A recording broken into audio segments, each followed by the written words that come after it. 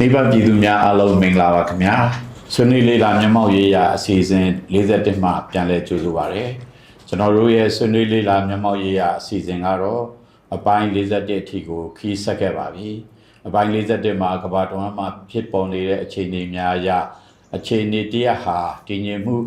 ရော့ရဲလာတာကိုသတိပြုပွဲတင်ဆက်လိုပါတယ်ဘာကြောင့်လဲဆိုတော့ယခုတင်ဆက်မဲ့အခြေအနေတွေကတော့ဇွန်လ24ရက်နေ့ကနေပြီးတော့မှဇူလိုင်လ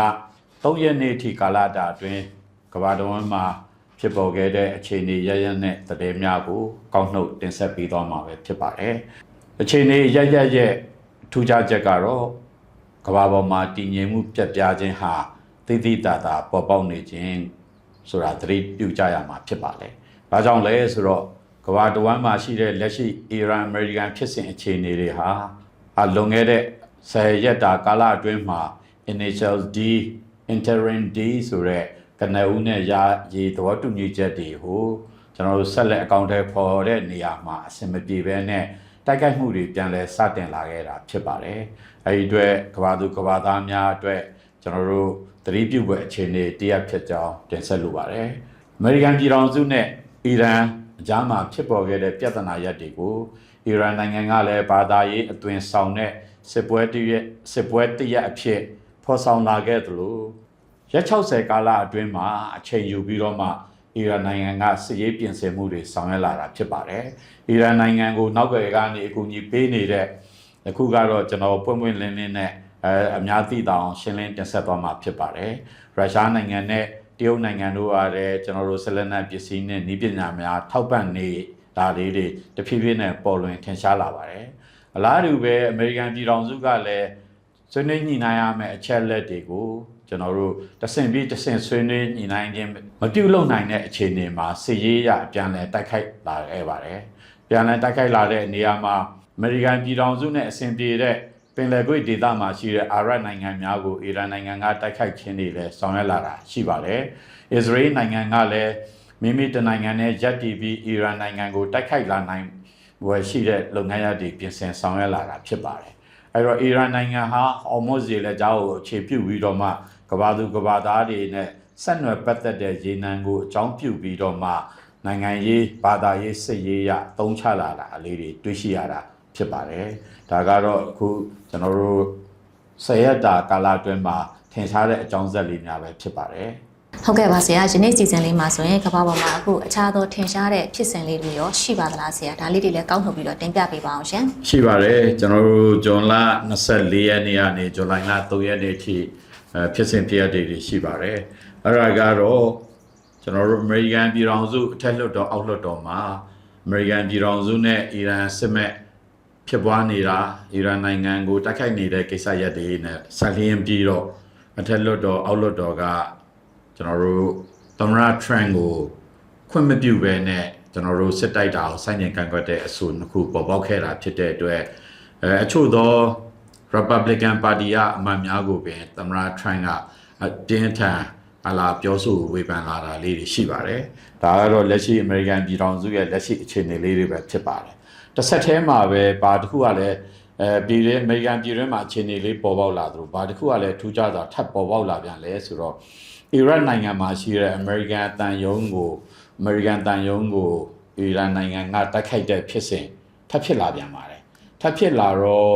အမေရိကန်ပြည်ထောင်စုရဲ့တန်ယုံကိုတိုက်ခိုက်လာတာဖြစ်တဲ့အတွက်အမေရိကန်ပြည်ထောင်စုကစစ်ရေးရတိုက်ခိုက်ရပါတယ်ဆိုတော့သမ္မတဒေါ်နယ်ထရန့်အတွက်အကြောင်းပြချက်လေးလည်းရရှိခဲ့ပါတယ်ဒါကတော့အခုလက်ရှိအခြေအနေပေါ့လေနောက်တစ်ခုကတော့ကျွန်တော်တို့ဗြိတိန်နိုင်ငံမှာဝင်ကြီးချုပ်ကီယာစတာမာနှုတ်ထွက်ပြီးသွားတဲ့နောက်ပိုင်းမှာ7နှစ်တာကာလအတွင်းတတမမြောက်ဝင်ကြီးချုပ်ဖြစ်အန်ဒီဘန်နန်ဆိုတဲ့ဝင်ကြီးချုပ်တက်လာပြီဖြစ်ပါတယ်။နောက်တစ်ခုကတော့ဘင်္ဂလားဒေ့ရှ်ဝင်ကြီးချုပ်တက်ရက်ရာမန်ကတရုတ်နိုင်ငံကိုအလည်ပတ်သွားရောက်ခဲ့ပြီးမရှိမနှောင်းမှာပဲကမ္ဘောဒီးယားလွှတ်တော်ဥက္ကဋ္ဌဟွန်ဆန်ကတရုတ်ပြည်ကိုအလည်ပတ်သွားရောက်ခဲ့ပါတယ်။နောက်တစ်ခုကတော့ဇွန်လ25ရက်နေ့မှာ BRICS National Security Advisor Summit ကျွန်တော်ပြီးခဲ့တဲ့အစီအစဉ်40မှာတင်ဆက်ခဲ့ဥပါတယ်။ BRICS အဖွဲ့အစည်းရာစီးပွားရေးရအမေရိကန်ဒေါ်လာကြီးစိုးတဲ့ SWIFT စနစ်ကိုကာကွယ်ဖို့အတွက် စတင်ဖွဲ့စည်းခဲ့ရနေတဖြည်းဖြည်းအင်အားတောင့်တင်းလာပြီးဖြစ်ပါတယ်ကမ္ဘာအခြေအနေများအရ BRIC အဖွဲ့မှာရှိတဲ့ National Security Advisor Summit ကိုလည်းကျင်းပခဲ့တာဖြစ်တဲ့အတွက်အဆိုပါ Summit ကလည်းထူးခြားတဲ့အခြေအနေလေးတစ်ရပ်ဖြစ်ပါတယ်နောက်တစ်ခုကတော့ကျွန်တော်တို့ NATO အဖွဲ့အတွင်းရေးမှူးချုပ်Mark Rutte ကအမေရိကန်ပြည်ထောင်စုကိုအလက်ပတ်သွားရောက်ပြီးတော့မှသမ္မတဒေါ်နယ်ထရန့်နဲ့တွေ့ဆုံဆွေးနွေးခဲ့ပါတယ်အဆိုပါဖြစ်စဉ်ကိုလေ့လာခြင်းအဖြစ်အမေရိကန်ပြည်ထောင်စုဦးဆောင်တဲ့ NATO အဖွဲ့ကြီးကလည်းအရှင်သန်ရက်တီအားကောင်းလျက်ရှိကြောင်းလေ့လာသိရှိနိုင်ရပါတယ်။ဘာကြောင့် NATO အဖွဲ့အတွင်းမှုချုပ်ကအမေရိကန်ပြည်ထောင်စုကိုတွားရောက်ခဲ့တာပါလဲ။ယူကရိန်းနဲ့ရုရှားနှစ်နိုင်ငံရဲ့စစ်မဲ့ရေးရာကိစ္စရပ်တွေမှာဥရောပမှာရှိတဲ့ NATO အဖွဲ့ဝင်တွေမိသူလှုပ်ဆောင်ချက်တွေကြိုတင်ပြင်ဆင်ဆောင်ရွက်တင်ပါတယ်။အမေရိကန်ပြည်ထောင်စုရဲ့အချို့သောအမြင်မကြည်လင်မှုတွေကိုအမြင်ကြည်လင်အောင်ဂျိုးပန်းနဲ့ဆောင်ရွက်ချက်တစ်ခုနဲ့ NATO အဖွဲ့ကြီးဆက်လက်ရှင်သန်ရပ်တည်နေကြအောင်ကိုလည်းပြသလိုတဲ့သဘောတရားဝါများလေ့လာတွေ့ရှိရပါတယ်။နောက်တစ်ခုကတော့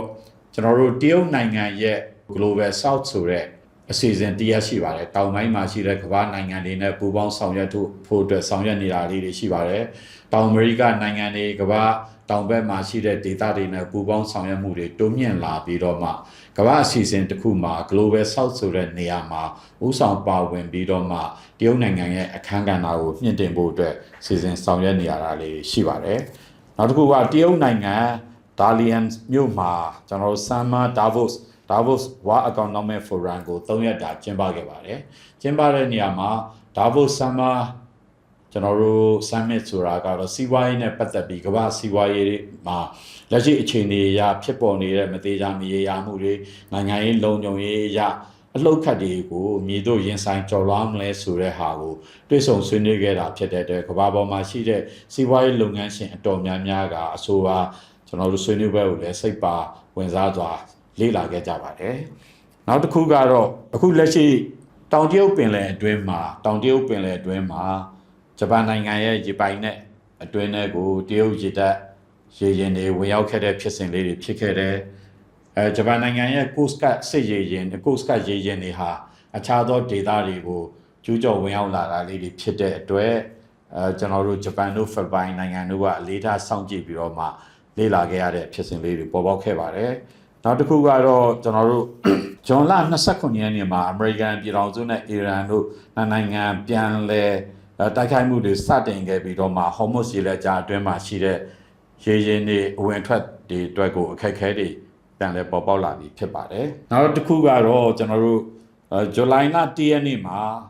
ဆော်ဒီအာရေဗျနိုင်ငံကနိုင်ငံသားရေးဝန်ကြီးကတရုတ်နိုင်ငံကိုအလက်ပတ်သွားရောက်ခဲ့ပြီးတော့မှတရုတ်နိုင်ငံသားရေးဝန်ကြီးနဲ့ကျွန်တော်တို့တွေ့ဆုံဆွေးနွေးခဲ့ပါတယ်။တရုတ်ကွန်မြူနစ်ပါတီရဲ့ကျွန်တော်တို့125နှစ်မြောက်အခြေအနေရမှာတရုတ်သမ္မတနဲ့တရုတ်ကွန်မြူနစ်ပါတီရဲ့အကြီးအကဲကျွန်တော်တို့ရှီကျင်းဖျင်ကဘာပေါ်မှာအခြေအနေရကမတည်မငြိမ်တဲ့အခြေအနေရလှုပ်ခတ်ဖြစ်နေတာဖြစ်တဲ့အတွက်တရုတ်နိုင်ငံအနေနဲ့စနစ်ကျပြင်ဆင်ဆောင်ရွက်သွားဖို့အတွက်သတိပေးပြောကြားခဲ့တာလေးရှိပါတယ်။အလားတူပဲကျွန်တော်တို့ယူကရိန်းနိုင်ငံကနိုင်ငံသားရေးဝန်ကြီးနဲ့တောင်ကိုရီးယားနိုင်ငံသားရေးဝန်ကြီးတို့ဟာကျွန်တော်တို့တောင်ကိုရီးယားနိုင်ငံမှာတွေ့ဆုံဆွေးနွေးခဲ့ပါတယ်။တရုတ်နိုင်ငံကလည်းတောင်တရုတ်ပင်လယ်အတွင်းမှာအငင်းပွားနေတဲ့ Scarborough ကမ်းခြေအတွင်းမှာကျွန်တော်တို့ Combat Readiness Patrol ဆိုတာတိုက်ပွဲဝင်အသင့်ဖြစ်မှုနဲ့ပတ်သက်ပြီးကင်းလှည့်တာတွေဆောင်ရွက်လာတာဖြစ်တဲ့အတွက်ဖိလစ်ပိုင်နိုင်ငံနဲ့ကျွန်တော်တို့ထိပ်တိုက်ရင်ဆိုင်မှုတွေတွေ့ကြုံလာပြီးဖြစ်ပါတယ်။နောက်တစ်ခုထူးခြားချက်ကတော့ထင်ရှားတာကုလသမဂ္ဂလုံခြုံရေးကောင်စီအတွင်းမှာအစ္စရေးနိုင်ငံကတာမတ်ကြီးနဲ့ကျွန်တော်တို့ဒီကုလသမဂ္ဂမှာရှိတဲ့အကြီးအကဲမျိုးသမီးတို့ကြားကျွန်တော်တို့အော်ဂျီဟစ်ချက်စကားပြောဖို့တော့ဝေဖန်ပြစ်တင်တဲ့ဖြစ်စဉ်လေးပေါ်ပေါက်ခဲ့ပါတယ်။နောက်ထူးခြားချက်လေးတစ်ခုကတော့ဂျပန်ဝန်ကြီးချုပ်စနဲတာကာအီရှီကအိန္ဒိယနိုင်ငံသို့လက်ပတ်သွားရောက်ခဲ့ပါတယ်။တစ်ချိန်တည်းမှာပဲတရုတ်နိုင်ငံသားရေးဝန်ကြီးကဥရောပနိုင်ငံကိုကျွန်တော်တို့လက်ပတ်ခီးသွားရောက်ပြီးတော့မှကျွန်တော်တို့နိုင်ငံနဲ့ဒေသတွင်းကုန်သွယ်မှုများတိုးမြင့်ဆောင်ရွက်လျက်ရှိပါတယ်။အားလုံးကိုခြုံငုံလေ့လာလိုက်မယ်ဆိုတော့နိုင်ငံခေါင်းဆောင်အသီးသီးဟာလိုအပ်ချက်များရာခီးများစွာ ကျွန်တော်တို့ထွက်ပြီးတော့မှသက်ဆိုင်ရာနိုင်ငံတွေကခေါင်းဆောင်များနဲ့တွားရောက်တွေ့ဆုံဆွေးနွေးပြီးတော့မှအခြေအနေရရက်ကိုမြည်ခဲ့သို့ဂိုင်တွယ်ဖြည့်ရှင်းကြမယ်ဖြစ်ပေါ်လာတဲ့အခြေအနေရက်မှာမြည်ခဲ့သို့ရင်ဆိုင်ကြော်လွှားကြမယ်ဆိုတာကိုဆွေးနွေးနေကြပြီဖြစ်ပါတယ် ဟုတ်ကဲ့ပါဆရာယနေ့စီစဉ်လေးမှာဆိုရင်ကမ္ဘာပေါ်မှာအခုအခြားသောထင်ရှားတဲ့ဖြစ်စဉ်လေးတွေရောရှိပါသလားဆရာဒါလေးတွေလည်းကောက်ထုတ်ပြီးတော့တင်ပြပေးပါအောင်ရှင်ရှိပါတယ်ကျွန်တော်တို့ဇွန်လ24ရက်နေ့ကနေဇူလိုင်လ3ရက်နေ့ထိဖြစ်စဉ်ဖြစ်ရတွေရှိပါတယ်အဲ့ဒါကတော့